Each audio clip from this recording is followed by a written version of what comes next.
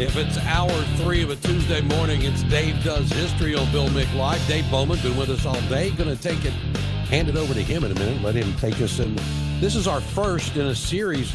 Dave, if I understand this correctly, this is going to march us right up to July 4th of 1776. When? Next July, maybe? Yeah, if everything goes according to plan, we'll be wrapping this up the week of July 4th, 2026, which is the 250th anniversary of the Declaration of Independence. Think of this as... What that tells me is this is a long slog to get there. It didn't happen overnight, right? No, it did not. And we're going to talk about that. So think of this as Constitution Thursday, but for the Declaration of Independence. Ooh, I really like that idea. Renewal by Anderson bringing you this first hour of the show. You can link up to everything Dave's doing on the show page today at BillMick.com. The show page entitled this morning, Gators, Language, Trump, and Dave. Dave being Dave Bowman. Dave, what are we doing here today? In the 1840s, there was a young historian who was curious about some things. There was a renewed interest in the American Revolution and what had caused it and the people who fought there.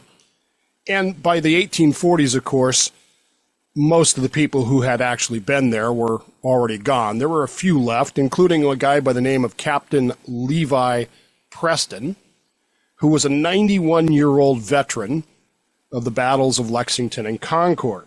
Oh, wow.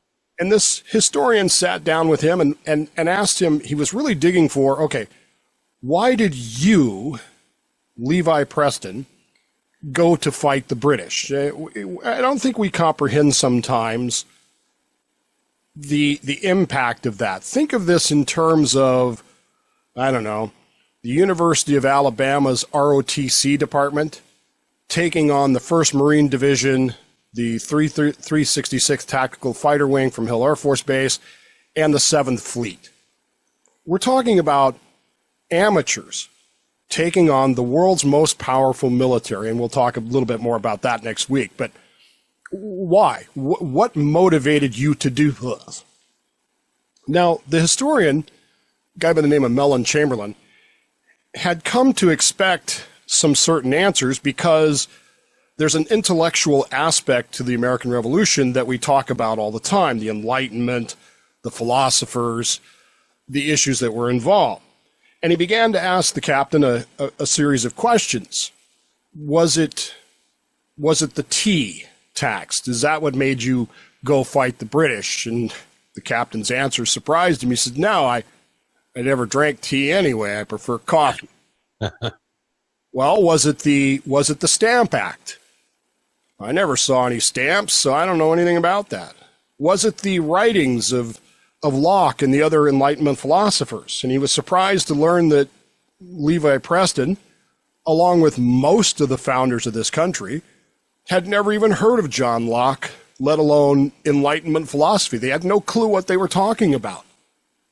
Well, then what caused you to go fight the British? His answer is one that should be written down. Well, it has been written down, but it's one that should be on all of our minds.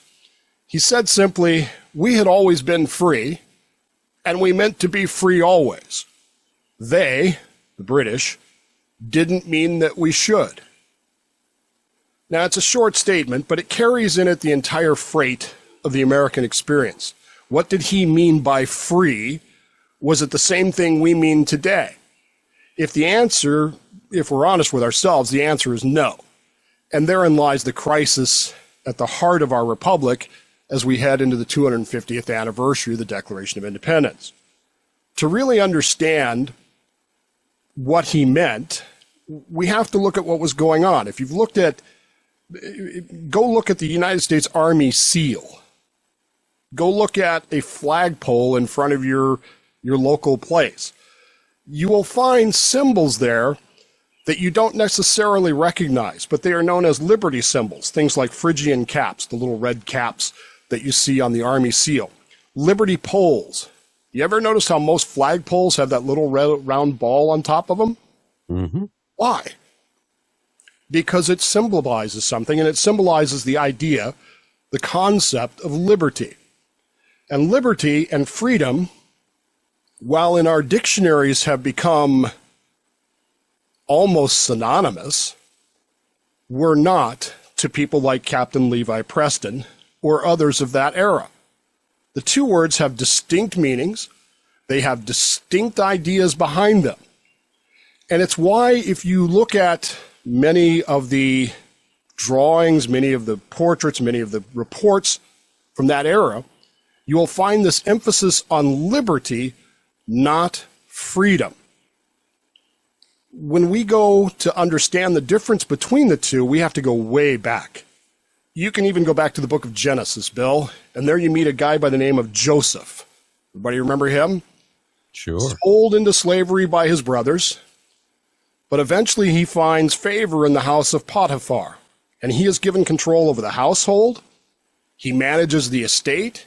He has the trust of his master. In a practical sense, Joseph is a free man. He can move about.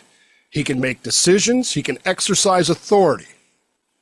But he does not have liberty. He's still a slave. He may be entrusted with responsibilities, but he is not free in the truest sense of the word that Captain Preston meant. His status can be revoked at any moment. And when he is falsely accused by Potiphar's wife, what happens? He's thrown into prison without trial or appeal. It's a perfect illustration of freedom and how freedom, defined as an ability to act, can exist without liberty, defined as the possession of rights and of self-sovereignty. It's this distinction that matters because it cuts to the heart of why there is an American Revolution. Why is there an America? The founders were not simply seeking freedom from British interference. They were pursuing liberty, a permanent condition grounded in law, morality, and dignity of the individual. They wanted a society in which no man could be stripped of his status by the whim of a ruler. Joseph's story reminds us that freedom without liberty is an unstable situation, much as Captain Preston found himself on the morning of April 19, 1775. It can be revoked at any moment. It depends upon the goodwill of those in power, while liberty is grounded in justice. It presumes that individuals are not merely subjects, but they are participants in the moral and political order. And that difference, my friends, is the foundation of America. And we continue in 60 seconds on WMMB. You'll find WMMB on Instagram at WMMB Radio. Dave Bowman with Dave Does History. Dave, as you talked about the difference between freedom and liberty, reminded me of something my father used to say. And it kind of conjoins the two. But he said, son, freedom isn't the freedom to do what you want to do. It's the freedom to do what you ought to do. The idea that rights come with a responsibility. Well, and that's kind of the definition, although it's more the definition of liberty, but it demonstrates that we in our language today have conflated the two words. To us, they mean literally the same thing. And in fact, it's only in English, if you do an etymology study, you'll find that it's only in English that the two words actually do have different meanings. Now, politicians today don't understand that. Just for fun, I, over the past 2 weeks in my copious free time, did a study of the three political candidates for the presidency in 2024. And their use of the word freedom far, far outweighs their use of the term liberty. And usually when they use the term liberty, it's in the context of civil liberties. In other words, liberties that the government has given you. Mm-hmm. It's never the actual definition of the word. Before we understand what they actually meant by that word at the founding, we've got to recover those meanings. In a modern conversation, we toss them back and forth. They're synonyms. Politicians will wrap them in flags. Protesters shout them from megaphones. But they do have distinct histories. Freedom is Northern European, Germanic. It stems from an ancient word that's related to beloved or friend. And it indicates someone who is connected to a family or a tribe by birth. In the Germanic and Anglo-Saxon cultures, a free man was someone who belonged to that society. He was not a servant, not an outsider, not a stranger, but he was part of the group. It was not abstract, it was local. It was inherited. It meant mutual protection, shared obligations, and a rooted identity. You were free because your people were free. Liberty, by contrast, comes from the Greco-Roman tradition, and it means release from slavery, from debt, from domination. To be at liberty means that you cannot be dominated by another person. No leader can decide your fate. It literally means self-determination, which is what Joseph did not have. And it's what Captain Peterson and those who went to Lexington and Concord meant to have. They meant for us not to be free. We meant to be free. We mean to decide for ourselves what we will be. It's a long march to July 4th of 1776, and Dave Bowman takes us there as we continue. Dave Does History right here on 92.7 FM WMMB. We pick it up in moments. Stay with us. All the way from Silverdale, Washington, here's Dave Bowman on Bill Mick Live. It's Dave Does History, and we're taking a look at why we marched to July 4th of 1776. Dave, you've done a good job defining freedom and liberty, but that's not all of the story. What do you got? No, it's not. In the 1830s, as I said, Alexis de Tocqueville comes to the United States. He's a Frenchman. And he writes his very famous book, Democracy in America, which is what drives Mellon Chamberlain to start studying this stuff. There's this really desire to intellectually understand things. And a lot of these historians are stunned to discover that very few of the things that we think caused the American Revolution, the Stamp Act, the tea tax, the Intolerable Acts, are really what's involved here. What's really involved here is this concept of American liberty, which de Tocqueville notes in his book is not just a legal system. Now, you can define liberty as the rule of law, but it's more than that in America. It's a lived experience. It's passed on from generation to generation. He actually will refer to this in French as a moeur of the heart. Moeur being a French word that means literally a habit of the heart. It is something that is so ingrained in Americans that we just naturally carry it out. It sounds quaint to us today, but he's not talking about mottos or civics classes. He's talking about our customs, our instincts, our everyday choices that shaped how we saw ourselves and see ourselves today, and our role in the Republic. How often do we lament that loss of civic engagement today? Could it simply be because we've lost that habit of the heart? These are not abstract principles. They are gut-level convictions that Americans had. The founders, and let's be clear, we're not talking about George Washington, John Adams, Thomas Jefferson, Benjamin Franklin, Alexander Hamilton. We're talking about Levi Preston. We're talking about Charles Holt. We're talking about Ebenezer and Isaac. We're talking about all those people who actually went and fought the British, who actually carried this stuff out. Those founders did not spend their time reading philosophical volumes. Most of them had never heard of John Locke. Their understanding of what liberty was came from the daily life of their people, the rhythms of how their local governance worked, the moral obligations that they had to their neighbors, and the stories that were passed down from their fathers to their sons, from the village green, the church pew, and even the jury box. This is the understanding that they had of what liberty meant. And it's why Captain Preston says they meant that we wouldn't be free in the sense of liberty. And you said something key there, Dave, and I think it is, and something that is lost in large part, is our obligation to our fellow man, to our other Americans here. That's a big part of liberty. It's a big part of the American understanding that we have a cultural, moral obligation to our fellow countrymen. And that really has been lost. Renewal by Anderson is this hour's sponsor of the show. They have got an amazing special for you for this month. It is their window of opportunity savings event. If you buy 2 windows or patio doors, get the third 60% off. with no money down, no payments, and no interest for 12 months. Now, terms and conditions apply. You see those details at bestwindowsflorida.com. Call Renewal by Andersen today for that free design consultation. You can do that by dialing pound 250 from your cell phone. That's pound 250. Say Best Windows. You're connected in seconds. You'll have an option to get a one-time auto dial text from iHeartMedia.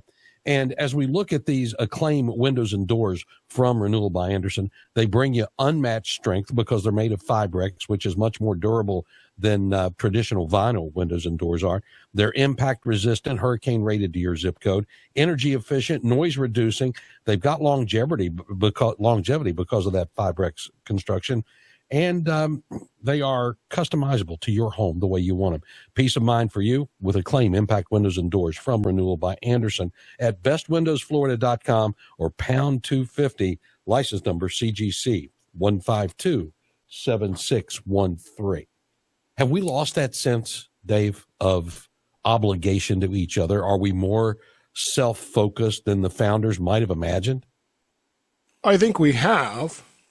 And I think that it's because, as we were talking about the dilution earlier in the show of the culture, we have lost that mindset. It's here in America that those two words, liberty and freedom, libertas from the Latin, Freiheit from the German, really become both yin and yang in a lot of ways. They're different meanings, but they can't function without each other, not properly. You can have freedom without liberty, but you can't and you can have liberty without freedom. But if you really want to have a society that works, they have to work together. And it was that understanding in our culture that gave it staying power. It's what drove men like Levi Preston to go to Concord. When liberty, though, becomes a legal abstraction, and this is, I think, where we are, it can be revised. Dictionaries can change the meanings. It can be ignored. Our politicians used to regularly, you go back to read their speeches in the old times, in the past days, and compare them to modern speeches. Politicians today do not talk about liberty. They number one, they don't understand what it is. But number two, they certainly don't talk about it. And if they do, they talk about it in terms of civil liberties. They talk about it in freedom from this and saving democracy and those sorts of things. They never talk about that responsibility that comes with it. It should be woven into the fabric of our daily life. And in fact, in the founders' generation, it was.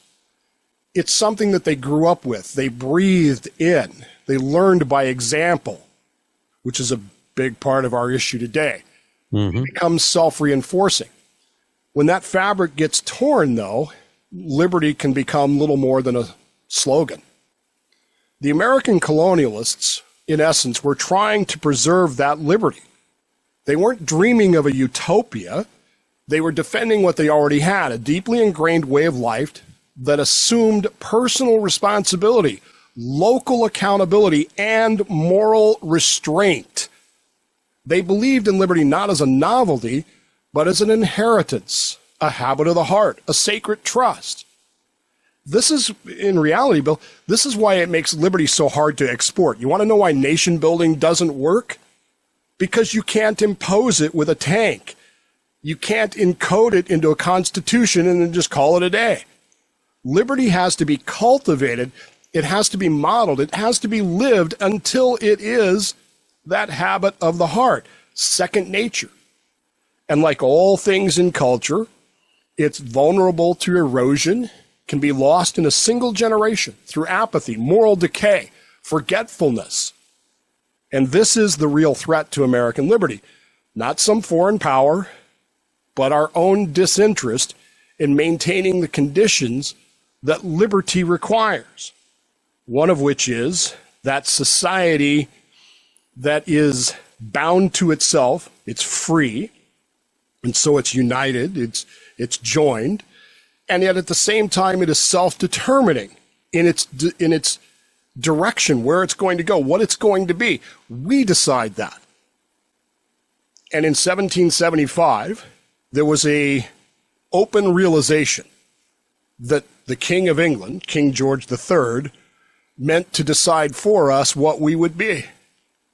And many people, Captain Levy Pearson among them, decided that he meant for us not to be, and we meant to be. And in those simple words are the source and the cause of the American Revolution, and what will eventually lead to those words being written down on a piece of paper saying, this is why you should pay attention. Fighting for something very different than they were experiencing as citizens of the crown.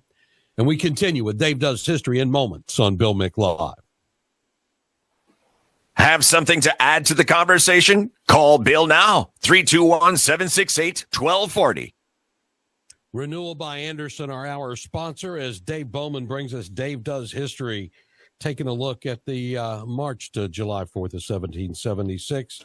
Started well before that, and it starts with these concepts of liberty and freedom that aren't exactly the same thing, and we seem to have lost some of that along the way. Dave? They are not the same thing, and yet without each other, they're incomplete, each of them. The Declaration of Independence, which will be written a year from now in our story, is full of soaring rhetoric. We love most of the Declaration of Independence, at least the parts we read. But if you read it in the context of one of the founders, the people who were there, it's not a license to do whatever you want.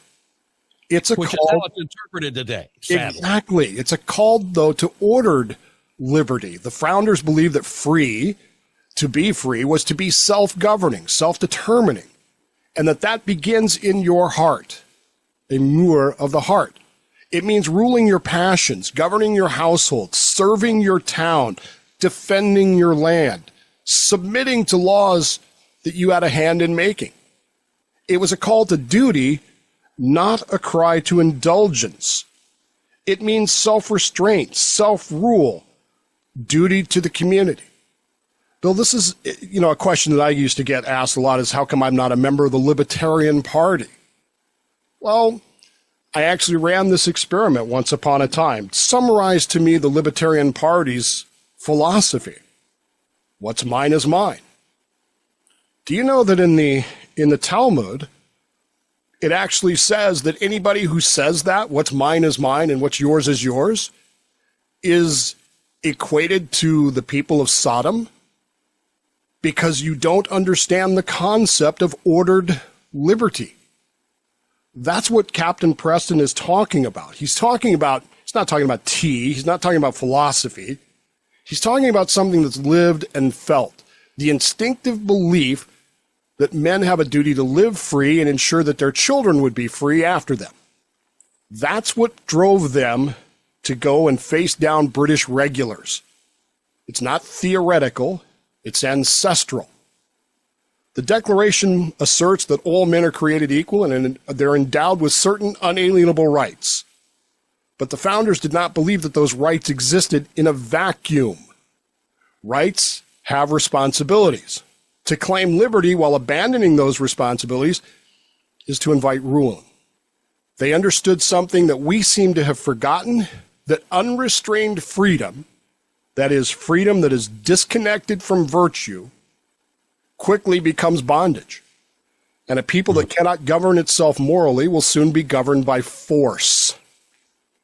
I think that today we're in danger of forgetting that, if we haven't already. Too many Americans believe today that liberty just means do whatever I want, which the scriptures also talk about in the book of Samuel, right? Every man did what was right in his own eyes. Yes. No consequences, no responsibilities. It's not. If you talk to libertarians today, that's exactly it. The end result is chaos and no law. I'm going to be responsible. I'm not going to harm anyone else, and no one else is going to harm me. And it ends up being a society of chaos. It destroys your society. And a people that will not govern themselves morally, as I said, will be governed by force. Mm-hmm. If you don't have consequences and no responsibilities, it's not liberty. It's narcissism dressed up in patriotic clothing. Yep. Liberty, if we rightly understand it, demands limits, it demands virtue, it demands sacrifice. And if we think of it only as a shield for our own desires, we will soon find it powerless against our own vices. And when that happens, we won't need tyrants to enslave us. We'll already be enslaved from within. But the tyrants won't have any problem at that point stepping on us anyway. Now, we're going to start a study over the next year. We're going to talk about how we got from that concept, that idea of liberty, to those words on the page 249 years ago right now, but 250 years ago. But as we do that, let's remember that liberty is not preserved by the government. It's preserved by our hearts and our habits of those hearts, trained in virtue. It's passed down by parents who live it, by citizens who demand it, and by institutions that reflect it. We always meant to be free. We meant to be free always. It's a habit of the heart. And if we're to be worthy of that inheritance that our founders left us, it must become for us a habit of the heart as well. We have to teach our children that liberty is earned, not assumed. That freedom is maintained by responsibility, not removed from it. That the right to speak freely, worship freely, assemble freely, those are only protected when we use them wisely. Liberty to endure must be practiced in little ways, in the courage to speak truth, humility to obey rightful authority, in the discipline to raise moral children, in the willingness to sacrifice for the good of the whole. We're not born knowing how to live free. We learn it or we lose it. The habits of the heart have to be taught, cultivated, renewed in every generation. And we also need to remember that our founders did not shed blood so that we could be comfortable. They shed blood so that we could be worthy. And if we fail to pass on that vision, not in our textbooks, but in our habits, we're going to lose more than our liberty. We lose the ability to recognize what we have lost. And I think that's where we are now. We don't even know what liberty means. And so because we don't know what it means, it doesn't bother us that our politicians don't talk about it. And yet, if you go to 1775 and look at the illustrations, look at the symbols in our country on the United States Army seal, look at those things. You will see symbols of liberty. They're called liberty poles, not flagpoles. They're called liberty caps. Liberty was what was engraved on their powder horns, Bill, not freedom, liberty. Because that's what they were fighting for. The right to determine for ourselves who and what we would be. You can have all the debates and discussions you want about what caused the American Revolution. Was it taxes? Was it gun control? Was it taxation without representation?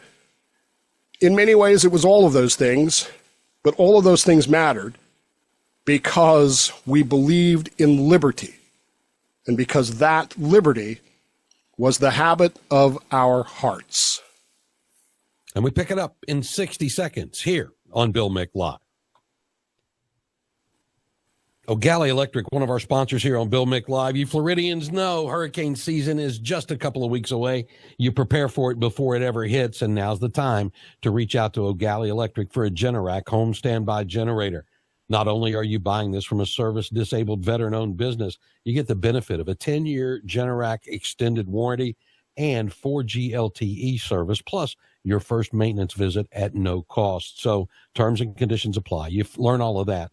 And set up your appointment to see what kind of generator is right for you when you call O'Galley Electric at 321-366-0444. 321-366-0444. You get that Generac home standby generator from O'Galley Electric. You'll find him at eg-electric.com. Dave, let's get to some calls as we consider what's going on with freedom and liberty as we head to 1776. Mario, you're up first on this Tuesday. Good morning. Good morning. Great discussion. One of these days we'll have to talk about the Statue of Liberty. But for now, what I'd like to know is, I'm looking at the Founding Fathers were products of the Enlightenment. And all of their thinking, the fundamentals, the foundations of their thinking were Enlightenment and Christianity and biblical.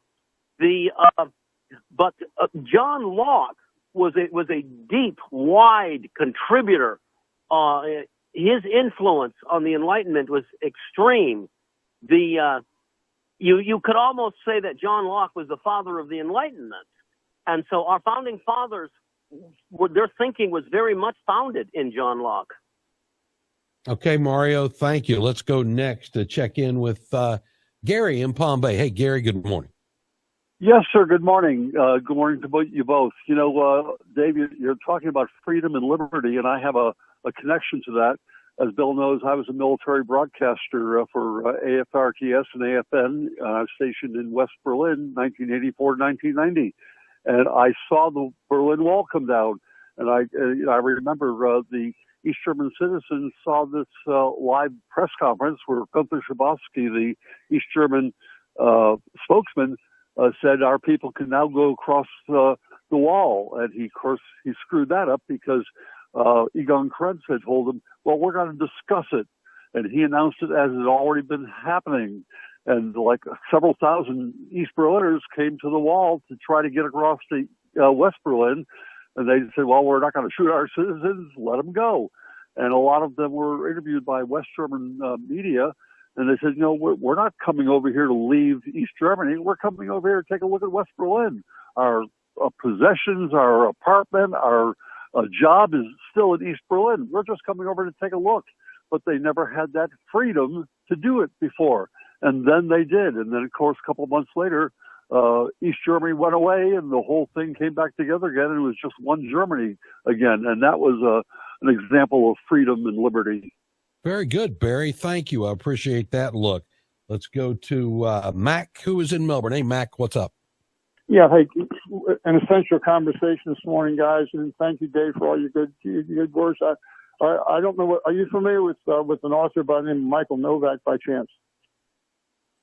Dave, you familiar with Michael Novak? It's possible. I have a whole bibliography and hundreds of books. He wrote a book. He wrote a book about 30 years ago called The Spirit of Democratic Capitalism. And if he is listening to your conversation this morning, he'd be up cheering. He came out with a sequel called 30 Years Later. I would encourage you to get a copy of that book and the follow-up to 30 Years Later Revisited, because everything you're saying, but self-restraint, moral compasses and so forth that led to the creation of what we've got in this country or had is in Michael's book. I really recommend you reading that and putting it as part of your studies upcoming. So God bless, take care, and good luck to you. Thanks, Mac. We appreciate that. Up last, William in Melbourne. Hey, William, good morning. Good morning. I got a question for Dave, a comment. I would like to know is this is what the government's doing now, is writing all these new laws and taking away our liberties? All right. I'm not sure what the question is lying in that, but yeah, I see liberties taken away in many laws that are written, Dave. In the Declaration of Independence, and we're not there yet, we're going to get there eventually, there are 27 grievances listed by Jefferson against the King of England. It's not all the list. There were 3 or 4 of them that were actually removed. But in those 27 grievances, if you were to go read those today, and then go read your newspaper, go watch your local news, open up your internet, you're going to be appalled, because the same things we were complaining about then are the same things that are happening now. And the reason is because we have not guarded our hearts. We have not made liberty our habit of our hearts, and we have allowed the government to become what it was all those years ago. We've allowed liberty to be confused with license and become flat. Dave, that's a great start to where we're going next July, and I appreciate that. Renewal by Anderson made this hour possible. Stay with us on the journey every Tuesday in this 8 o'clock hour on Bill Mick Live. Wide open Wednesday tomorrow. Thanks to Renewal by Anderson for this hour of the show.